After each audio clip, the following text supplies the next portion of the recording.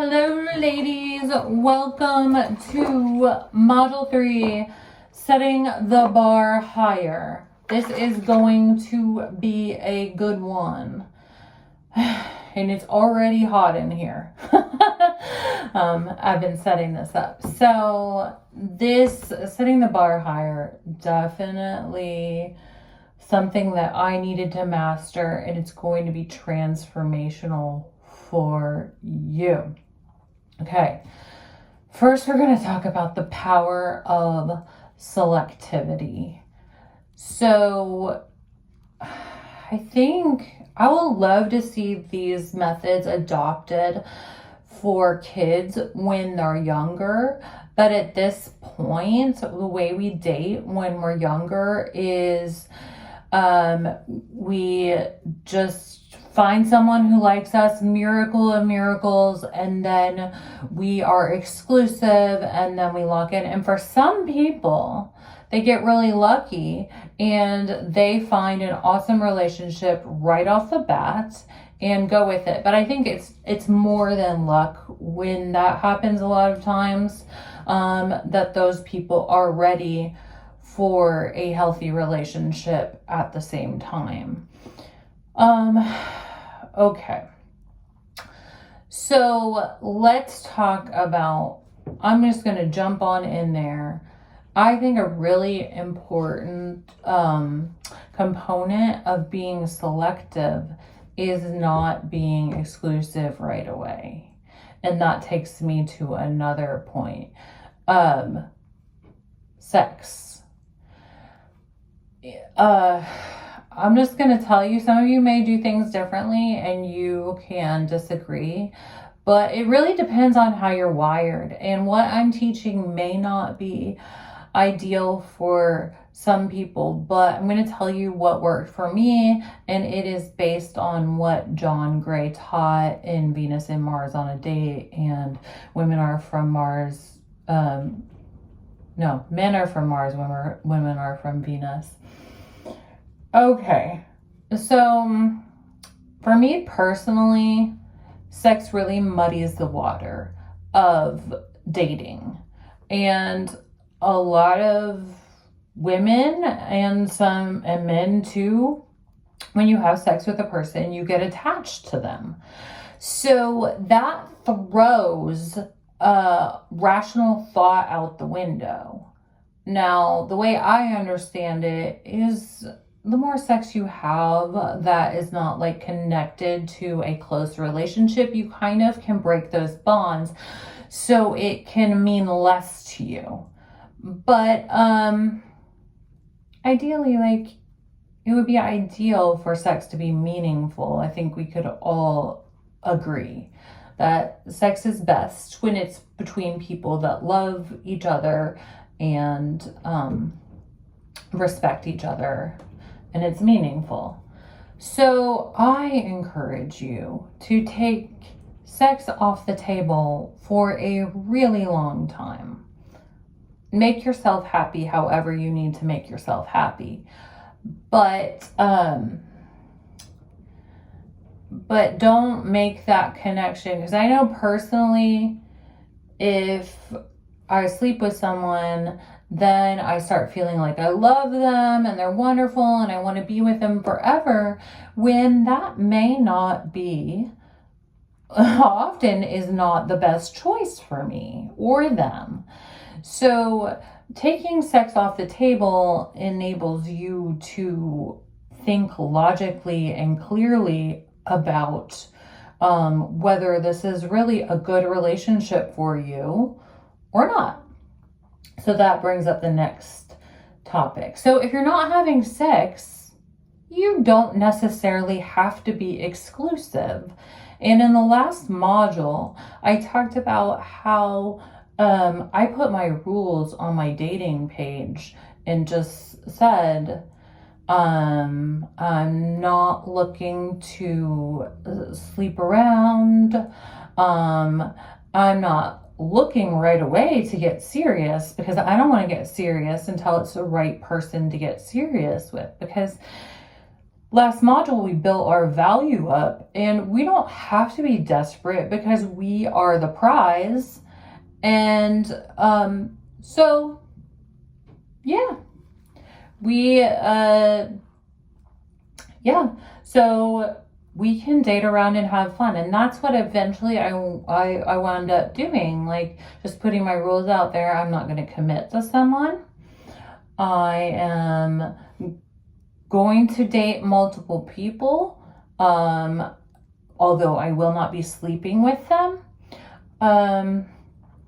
And I'm going to figure out who's right, and I'm going to have fun. We're going to go out and have a good time, and it doesn't have to be a checklist that I'm checking off. I'm going to get ready for my date. I'm going to look cute the way I want to look cute, however that is, and there's not one particular way to do that. And I'm just going to go out and have fun, but I'm going to be safe too. Safety is a super important issue with dating and meeting new people. So you don't have to necessarily give them your last name. You definitely shouldn't give them your address. I used to do background checks, so look up and see what's available in the way of background checks. Go in a populated area with lights, and let your friends and family know where they are. If you want to, you can have an out. So if it's not going well, you can have somebody who calls and has a reason for you to leave. So I think that's key.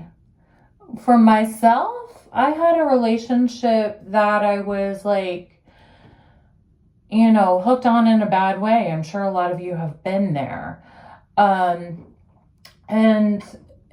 I started testing the chivalry thing and being treated like a queen and stuff, and he just like would bulk. He'd do little things, but he would bulk. Like his heart wasn't in it. He wasn't able to value me the way that I should have been valued. So so that enabled me to break that, because we broke up, and then I would hang out with him, but he knew I was dating other people. But the really key thing is you're having fun. You're not getting your mind and emotions attached in an irrational way. And then when you date multiple people, you can start comparing and contrasting, just based on like what is good for you, what works for you. And that's really where I had some aha moments. I had some friends and family members too that like kind of like pointed me in the direction of, oh wow, this guy is great. He is really better than the other guy. You should really take him seriously. And then I could compare it was a big deal. To hear my friends and family say that was a wake-up call. But a big wake-up call was how I felt with one person versus how I felt with my husband. The other person was exciting, it was fun sometimes, but he wasn't reliable, and he didn't do what he promised. And my husband, when I talked to him, he just he had such good energy. He made me feel wanted. He made me feel loved. And, it felt like he felt like family. He felt like home. And when I reflected on that, it took me a while.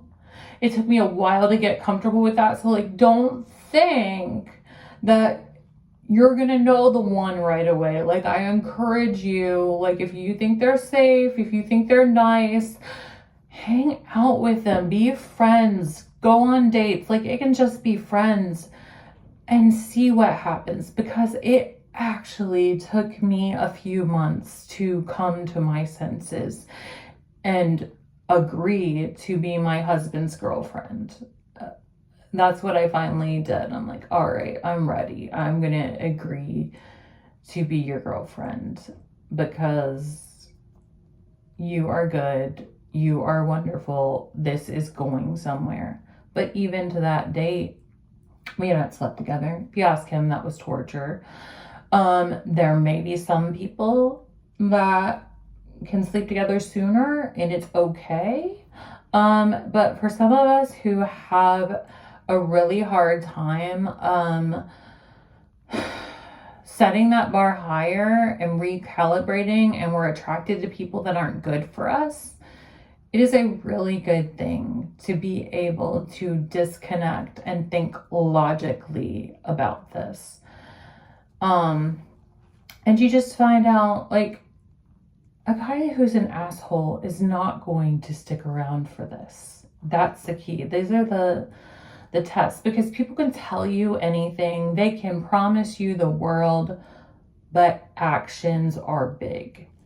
And if somebody is willing to stick around and invest in you and a person without the physical aspect, and it does not mean that they are not interested in sex or that they're not good in bed, it just means that they're willing to invest in you in as a person, and that is huge. And if you like hanging out with them, and I definitely had moments like I pushed him away, and sometimes said things that weren't very nice as I was like trying to get used to being treated nice and somebody that was different. And yeah, I wish I hadn't, but oh heck, I am so glad he stuck around and put up with that shit. I'm sorry for it. I had some brokenness to work through. So I really recommend putting sex on hold. If you find your person, it's going to be amazing. But have the patience to wait for the right person. And then date around and be safe when you're dating around, and that is huge. And I think, like, other than that, I touched on this in the other module. Set the bar high. We've already covered you're treating yourself amazing, and that looks different for different people depending on what you like. But also, chivalry. Now, it could be controversial, but it worked for me because I had a lot to learn. Often women do too much, and we often think, oh, if we do so much for the guy, and this is a huge John Gray point, if we do so much for the guy, we can win his affection. But the opposite is true. We need to do less and let him be the hero. Typically, dynamics may work different for different people, but it worked for me. Kind of an element of playing hard to get, but it's letting him do things for you, letting him open doors for you, letting him get gifts for you, letting him shovel the sidewalk. You can do those things, but it shows that he really cares about you, and it's giving him the opportunity to invest in you, because you may be amazing, but if you work too hard and chase after him too much, he's going to think there's something wrong with you. And, I mean, the likelihood, maybe not always, he might think there's something wrong with you and that you're desperate. But if you're like, I have options, I'm seeing other people, and I want to be treated well, then he's going to be in this competition to win the prize, which is you. So, yeah, there was another point that I was thinking about there, but I lost it for a moment, so I'll come back to it. So, yeah, I want to hear your comments, so go ahead and tell me what you think about this. Is it going to work for you?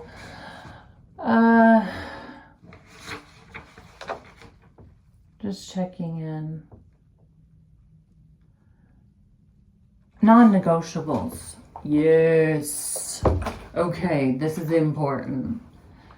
some of us have the mothering complex where we want to fix people. We are looking for whole, healthy, grown partners who are not a project. We want to make ourselves into whole, healthy individuals who are not a project, and that is what we want to attract. And then we want to bring together two amazing individuals to make something better than ever before. Doesn't that sound amazing? So, I don't know, you'll have to figure things out. I would be very wary of addictions and unfinished work that people have to do. And like, this is liberating. There are people in my life who drove me crazy, who I was in relationships with and made my life a living hell. But when I was out of it, I could actually respect them as an individual, and I no longer had the need to change them. There are going to be things that are not perfect about your person. It's just a matter of, like, can you deal with that? Oh, there goes my mirror. Can you handle their issues? Do your issues complement their issues? Because none of us are perfect. So, for example, my husband can't clean and organize. I'm okay with that, because he will take care. If I need a spreadsheet, he'll build it for me. He takes care of a lot of computer data entry stuff that I hate. And so we're just a team. So you want to find somebody that complements you. Because all of us have problems. None of us are perfect. And certain people are just fine on their own. But if you pair them with the wrong person, they are so toxic. But if you put them with another person, they get each other, they can handle each other, and they're happy. And that is why I think, and John Gray thinks, that it is important to not jump into bed, to get to know each other. Because sex really gets in the way of us getting to know each other, jumps ahead. It makes us think we know each other so well when we don't. So we get to know each other, and we compare and contrast with other people that we're dating, and then we figure out who is right for us. So I think I covered the ways to set the bar higher. And if you aren't online dating, you could just tell them in person. Just be very upfront with them. You got to have honest people that you're in a relationship with, and you've got to be honest yourself and transparent. So let them know what the rules to your game are. If they don't want to play that game, that is all right. Next. Yeah. But whatever it is. And you know what? My husband, his parents were his mom has passed away, but we're in a very loving, good relationship, and that set an awesome example for him. But they didn't even necessarily do chivalry, but he was cool with it. So it doesn't mean that necessarily your person has to be really into opening every door. He doesn't do it as much anymore, but it's just, are they showing you that they really value you? That is the key. So think about it. Make sure, I really suggest that you get Venus and Mars on a date. So check that out, read it out. It will reinforce what I have said here. And we will meet again. Thanks for joining me.